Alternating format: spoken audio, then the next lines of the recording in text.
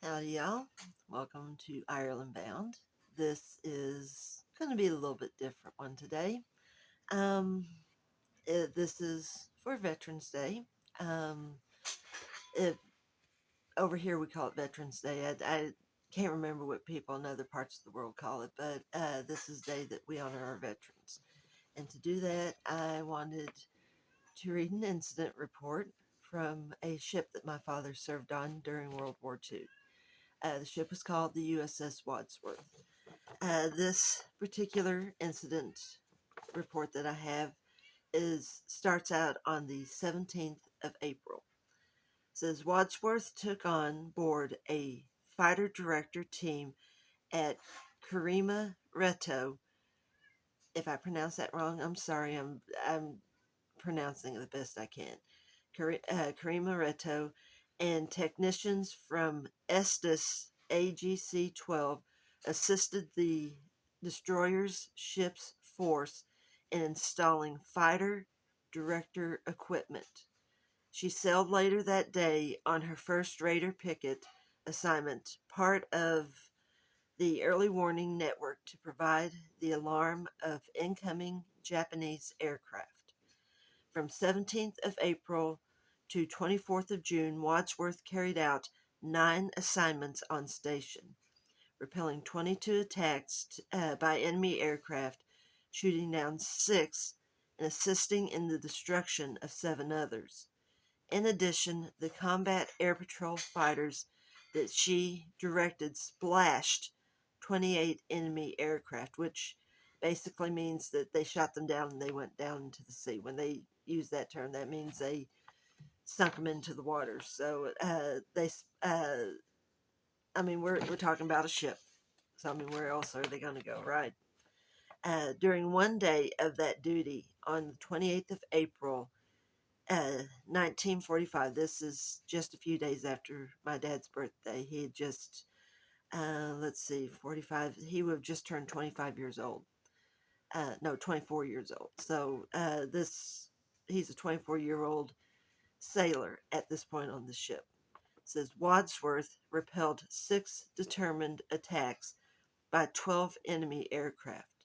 The raids, which came from all points of the compass, commenced at sunset and continued for over 3 hours.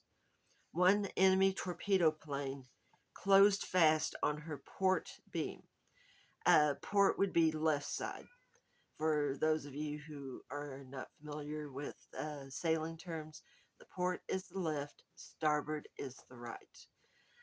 So, anyways, the port beam is Wadsworth skillfully maneuvered to keep the enemy on the beam to allow a heavy concentration of aircraft fire. The beam would basically be the length of the ship. They turned so that way the ship and the plane, instead of coming in and taking a hit at the side of the plane, they turned it so that way the plane ended up going down the side of the ship, which would cause less damage. So the plane would know better than to try and crash into it at that point, because they would do more damage to themselves than they would, the boat. So uh, a naval tactic for those of you who are not familiar with naval stuff. Um, Frustrated at his first attempt, the enemy pilot then brought the plane around a second time, circling to the right to commence an attack from directly astern, strafing as he came. Astern would be the back of the ship. So the enemy, since he couldn't get him from the front, he tried coming in from behind and getting basically a rear attack. So he's trying to attack them at the back of the ship. Wadsworth maneuvered to port as the plane went into a power dive that took him within 30 feet of the waves before he passed the destroyer to starboard. Remember what side starboard is? Right. As a as Starboard at a distance of about 100 yards.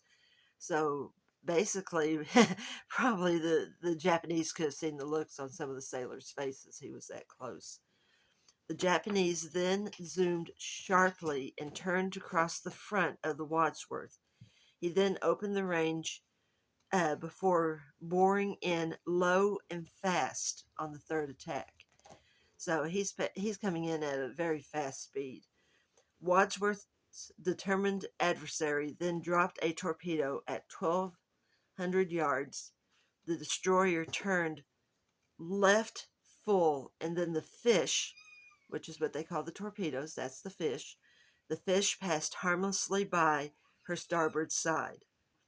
Meanwhile, under constant fire from every gun in Wadsworth that could be brought to bear, the enemy plane came on, attempting to crash into the ship. That was one of the things that was so scary about the Japanese Air Force, is the fact that if they could not sink a ship with gunpowder, they were very more than willing to sacrifice their own life and fly the plane directly into the ship. Kamikaze, that's the word I was looking for. They called them kamikazes because they were willing to literally die trying to sink this ship. You know, where it's like the Americans, they were like do everything they could short of killing themselves. But the Japanese, they had no problem whatsoever. You know, it's like, oh, I've used every bit of my torpedoes, I've used all my gun, I have no more ammunition, I still have my plane. And so it, like I said, this Japanese pilot, this kamikaze, was fixing to try to crash into the ship. The Japanese bore in through the flak-peppered skies. The wing struck the forward port 40mm gun. Hold on a second, I'm going to let that... There's an emergency vehicle outside. I don't know if y'all can hear it or not. It's an ambulance. I just saw it go by. Apparently someone needs an ambulance right now, which is not, considering what I just read, that's kind of a little scary thing to add into it here. Okay, let's see. His wing struck the forward port 40mm gun, and the main body of the plane spun into the gig-rigged outboard, carried away a life raft, and then smashed a 26-foot motor whaleboat before falling into the sea. So the gig is it's a small ship. A lot of times, a small boat. A lot of times, it's ones that the captains use when they're going to get around. It's like their personal boat. So that's uh, a gig rigged outboard, which is a small boat. A life raft, which of course is another small one. Back then they didn't have the inflatables. All their boats were wooden. And then smashed, well, actually they might have had some, but they did have a lot of like wooden boats, you know, to get people back and forth. Because, I mean, we're talking about a destroyer. The USS Wadsworth was a good-sized destroyer. And then it says smashed a 26-foot motor whaleboat, which is a pretty good-sized boat. It's one that can carry a lot of people, and I know my father said that he'd used one several times whenever they had to go for supplies, because they could get a lot of supplies into a whaleboat to get it back to the ship. You know, because I mean, they every so often they had to pull into a port and stock up to keep food to feed all the sailors. So, like I said, that's actually a pretty good sized boat. And of course, it fell into the sea. It says, providentially, the enemy did not explode. Like I said, the kamikazes, they were set to die one way or another trying to take out the enemy. So a lot of their ships, a lot of times, were set with explosives so that, like I said, they could do as much damage as possible. This one didn't. The ship did, however, receive a shower of debris and gasoline that had been the ship's second narrow escape. Only 6 days previous, on the 22nd of April, Wadsworth's gunners had shot down a suicider that exploded in the sea only 20 feet from the ship, showering the ship with fragments. It says, fortunately, only minor hull damage resulted, and only one sailor was wounded. That one sailor was my dad. He was injured. This is a Purple Heart for those of you who do not know. Purple Hearts are given either to living wounded personnel, or they're giving posthumously to those who didn't make it back. My father, this story, I had heard this story so many times from my father, from the perspective of a young sailor on board a ship, knowing that at some point they could lose their lives. You know, I mean, my father tried so hard to play it down. He tried to make it seem like nothing. You know, he said, "Oh yeah, you know, way he said, yeah, it got caught in the rigging. It was going for another ship." That was what my father always told me. He said it was going for another ship, and said it got caught in our rigging instead and tore apart. Um, I think in his mind he had to say that so that he would not think about how closely, you know, this plane came to taking them out. That debris that was talking about, that when it says one was injured, they actually were talking about the day that that happened, because there was so much debris that was hitting the ship. Some of the debris hit my father in his left leg, causing a pretty substantial wound. Um, I remember one time my father told me that, said there were no casualties ever have happened from his ship. There was no one that died, and said he and one other sailor were the only two that were ever wounded. But my cats.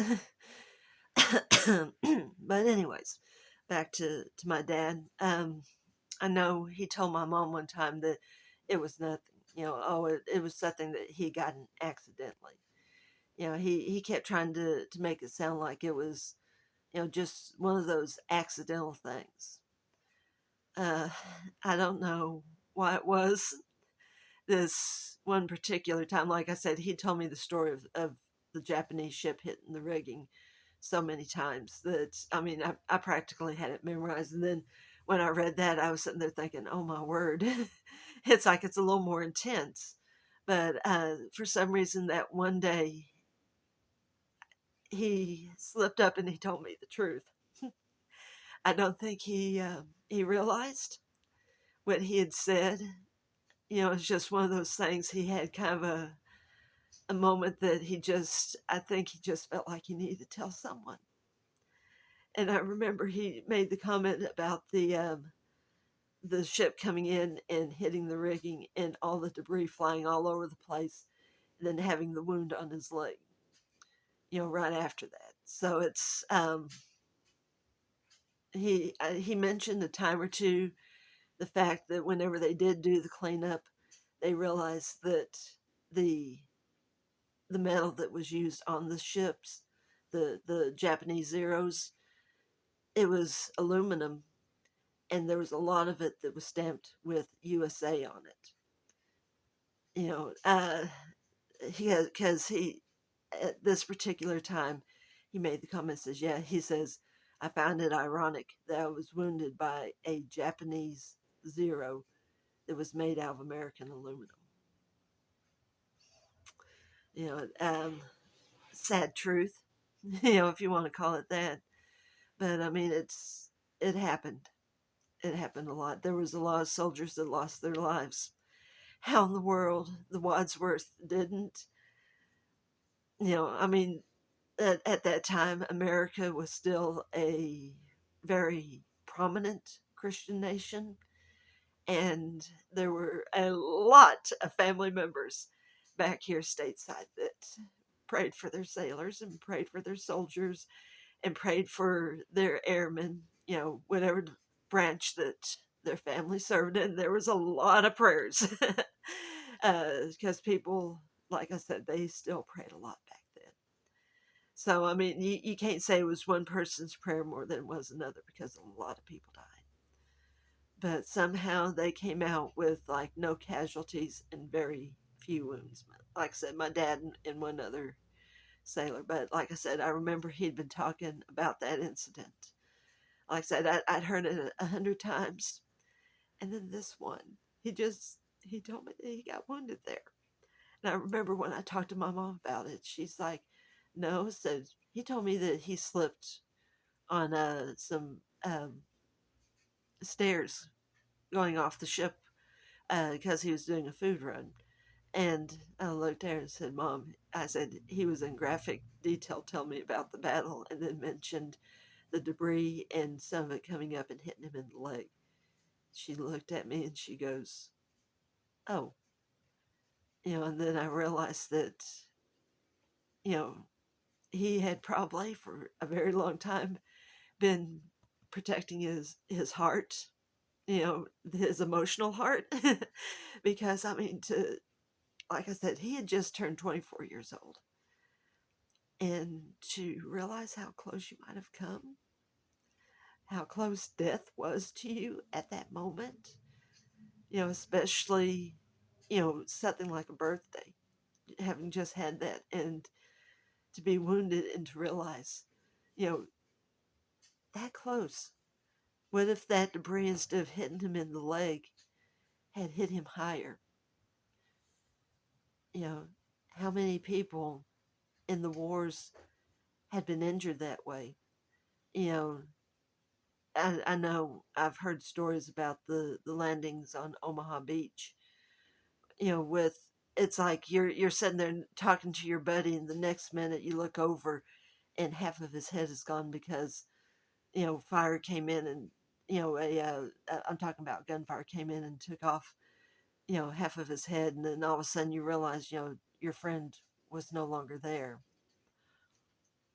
I think that's why the story was so different. For so long my dad had just he had protected his heart, protected um his emotions, because I mean that's a really serious thing.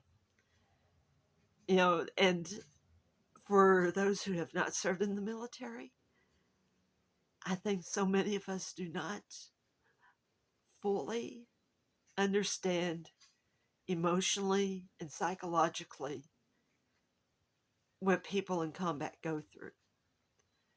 We don't we don't have that deep recognition and understanding. We don't realize what it's like to be that close to death on a regular basis. I mean, some do because some people, depending on where people live, you might be close to a gang area where you have a lot of gang fire. The thought of a stray bullet coming through and hitting you might be a regular thought for you. It might be something that you have to think about on a regular basis, but so many people, we don't think about that. You know, we don't know what it's like to live somewhere where there are bullets constantly flying at us. You know, people in the military, if you have seen active duty, if you have been in one of the wars, most everyone who is involved with World War II have pretty well passed on, I believe. I'm not going to say for certain, but I think most all of our World War II people are gone. There's probably still some Korea veterans left. There are definitely Vietnam veterans left. There's still a lot of them. There are other little skirmishes that we have been a part of. Of course, the next big thing was Desert Storm. And we have a whole lot of Desert Storm and a whole lot of them from this recent one that started with the attack on 9/11.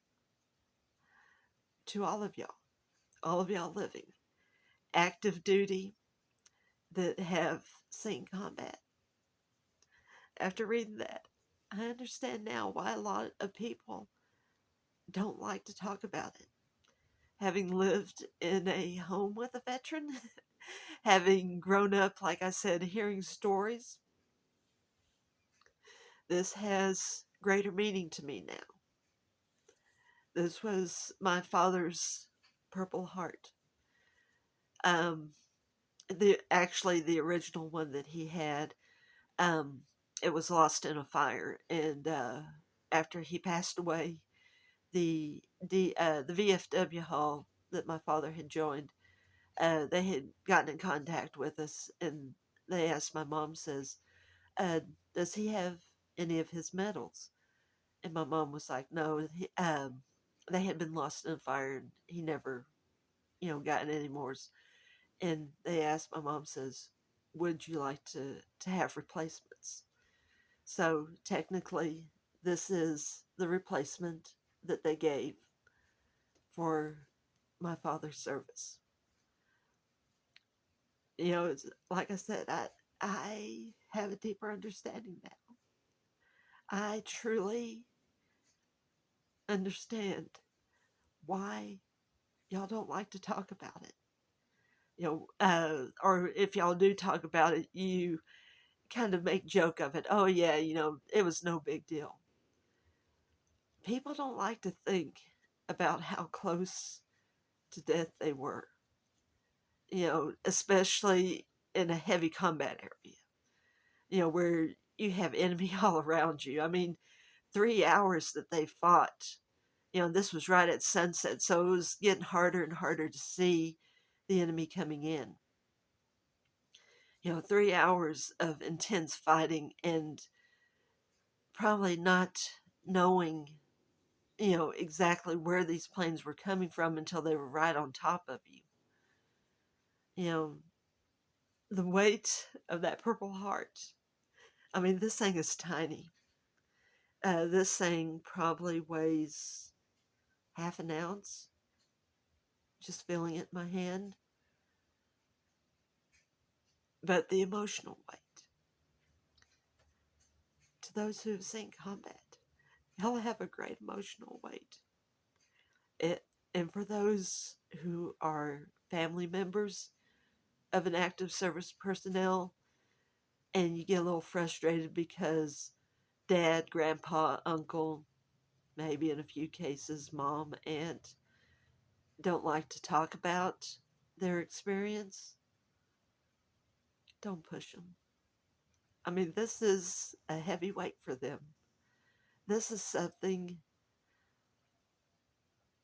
that hurt them greatly. You know, no one wants to think about their death. No one wants to consider how close they come. So, for all active service or retired or veterans of any sort, for your service, thank you. Thank you very much. Thank you. And for those who received these posthumously, who had a family member who paid it all, I double thank you. I really, really do. I know this is a little bit of a heavy one, but it was what I felt like I needed to do. Yes, I'm emotional. I'm an emotional person, but like I said, it was something I felt like I needed to say and to thank you. So thank you all the veterans. Thank you so much.